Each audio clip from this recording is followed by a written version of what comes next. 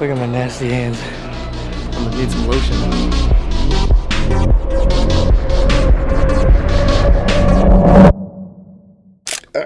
Guys, can you believe it? We finally, after how long, we finally got snow. It's been absent the whole time. I've been waiting so long to have snow. Like, snow is so nice. Christmas without snow is so weird. Now there's snow, but in December, for some reason, there was just no snow. It is back day today. We're gonna carve out my back. Yeah! But having the house empty like this has been kind of, not necessarily lonely, but more so, it's given me the time to think. Within the last couple of days, I have been putting myself more with God, and I don't really talk about religion a lot. You know, if you are religious or not, that's something that's totally whatever the heck to you. Like, I want to respect you as much as possible, but I got another quote that I would like to share with you guys. It says, "If they do not have what you want, don't listen to what they say. There's no greater waste of time than justifying your actions to people who have a life you don't want." Why do you care about other people's opinions? Why should you listen to someone that you don't even, one, look up to, or one, care about? You need to be confident, and you need to not care what the hell other people are saying about you. There's a fine line of being confident and being a narcissistic douchebag, but, you know, be the better person. Do not be afraid of taking a picture, storing it away, doing that consistent grind, and then taking a picture now, comparing it to then. Will you only see the crazy difference in yourself? One match can burn 1,000 trees, but one tree can make 1,000 matches. If you sit and you are sad and you only focus on the bad parts of your life, what are you going to be thinking about? Would you really be willing to sacrifice a lot more if you just, you know, constantly think of the bad? No, you wouldn't. You need to push yourself. You need to constantly remind yourself to be positive, to look for the next day. You need to not care about what others think in the aspect of, if they are weighing you down, you need to get them out of your life, and you need to be true to yourself. That's just something that I wanted to share with you guys. Now that I've gotten my little motivation to you guys to become the better person, to become something else, I think we're fucking ready to start this huge ass fucking back day. So let's go, man. Quickly before I go to my back day. In a world filled with opinions and expectations, it's easy to lose sight of what truly matters: living authentically. Too often we find ourselves trapped in the cycle of seeking validation from others, letting their opinions dictate our choices and actions. But here's the truth. Your life is your life, not theirs. It's time to break free from the shackles of society's expectations and embrace who you are unapologetically. Remember, the only validation you need to film is yourself. Trust your instincts, follow your heart, and live authentically. So go ahead. Dare to be different, and let your light shine bright, because when you live for you, the possibilities are endless. We just got to the gym, and something that I kind of realized while I was editing like a day or two ago was that I had my camera on its base setting, so now it's like way smoother. Now it's going to be way clearer for the video. We got some back, and as the title says, I'm going to walk you through how to grow a bigger ass back. Right now I'm just warming up my legs, because I've kind of had this issue with my lower back, activating my quads more, making sure my glutes are like good too. We're just gonna warm up, and then we'll get to the first movement, which is gonna be some rows.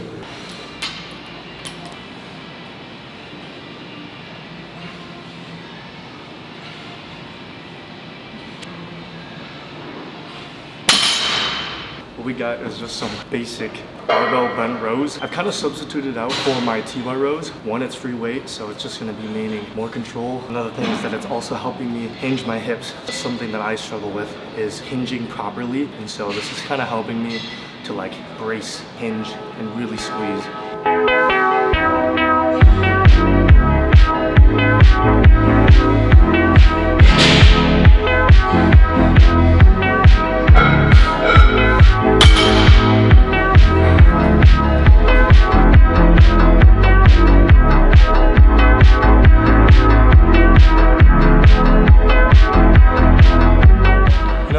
It's important to know that you do not need to go like absolutely balls to the walls. Like, as long as you train hard, train intense, you don't got to do extra sets. The biggest thing is you don't want to overdo it to the point where fatigue now limits your potential to actually gain muscle mass. Do enough, don't do any more, otherwise your recovery is going to be a lot longer than what it needs to be.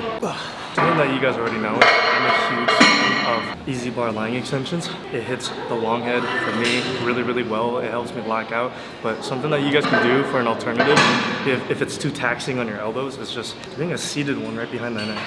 Like that one also works. I personally would just isolate it because then you can get the most out of one arm, you know, instead of that two at the same time. But we're gonna do some lying extensions.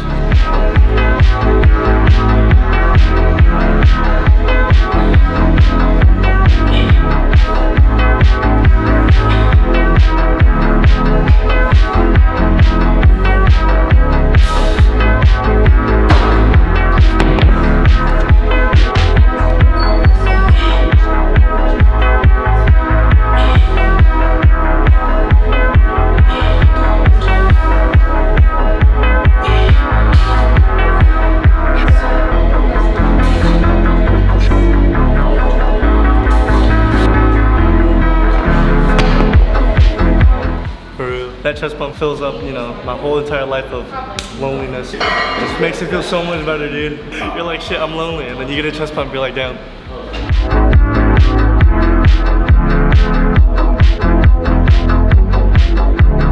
Now, if you really want to get the most out of the lat pull down, rather than thinking just pulling back, you want to think about pulling down first and then back. Take your arm, for example. If you have your arm out, you can already feel your lat activated. So pulling down and then back, whilst also, you know, bending back a little bit to help engage the lats a little bit more. So I feel like you get the most out of it. Something that can help you is having your path be a little bit more out in front of you and then back. Try experimenting with that. Take that how you want it, but that's how I grow my damn back.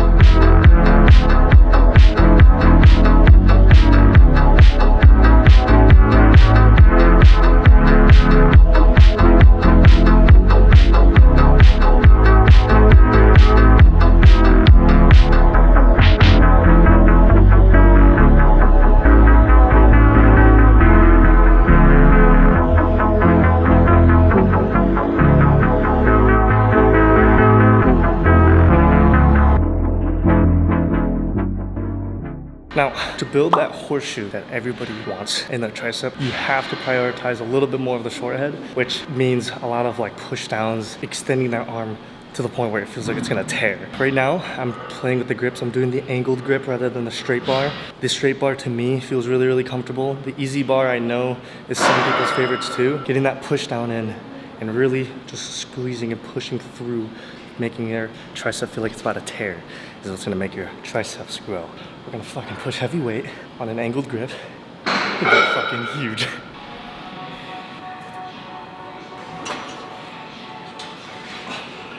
3 days in a row, 6 shots on the table, still ready and able, wild horse no stable, bad ones on a white out, say it's way more than a night out, yeah, 2 bites turn the lights down. Something that I've been trying to work up on because I want symmetry. Getting up in heavy isolation rows have been really nice. Not only because I can still have the crazy intensity, but I can have some fun throwing out some more weight. I can pull a little bit more, I can use a lot more momentum, but I'm still able to like control and figure out like, okay, this is how my body wants to work and this is how it has to work. Isolation movements are key. Do them more. Dark eyes on the white out, yeah, you bathe in the moonlight. Too bad, but you move right. I know what you do like. No shame in the suit like.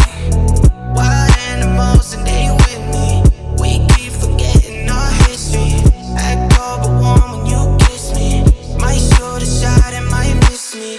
3 days in a row, 6 shots on the table, still ready and able, wild horse no stable.